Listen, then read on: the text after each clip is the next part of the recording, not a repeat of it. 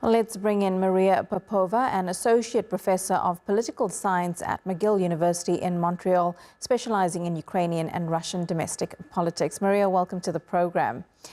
So what's your assessment of this flurry of meetings and diplomacy that we've seen take place in the last week? Is it actually bringing both sides closer to ending this war? No, it really isn't. And this call did not produce any progress, no matter how both President Trump and Putin want to present this. The fact is, Russia did not agree to a ceasefire. Ukraine agreed to a ceasefire in mid-March, and Russia is still wasting time with this diplomatic theater, but not agreeing to a ceasefire.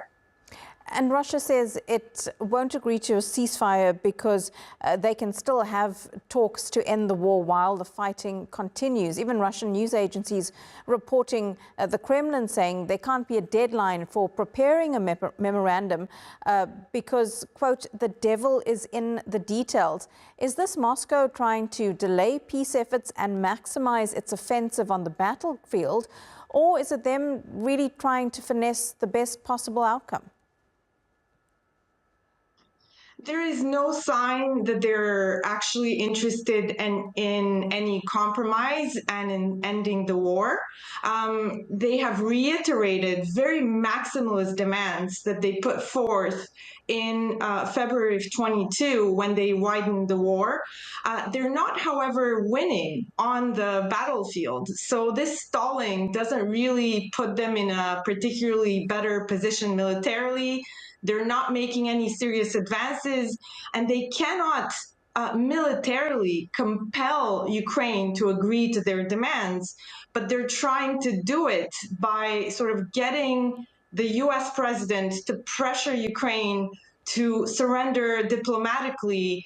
But I don't think that's likely to happen. There's no military reason for Ukraine to surrender to the maximalist demands that Russia is putting forward.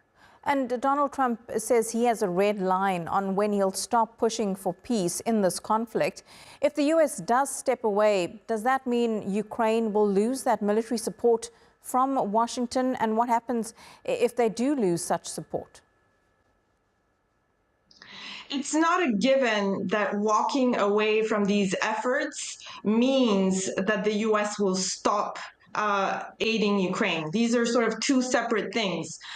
Maybe Trump will walk away from trying to force some sort of compromise and settlement, but it is the US Congress that is appropriating the aid that is going to Ukraine, and that could still continue because domestic support for aiding Ukraine is actually overwhelming in the US. So now, what happens if the US, however, does stop aid to Ukraine? That's also not an automatic end to the war either. Ukraine is in a very good position in terms of the drone capacity that it has to produce drones. They're on target to double this capacity this year. And this has become a drone warfare kind of war.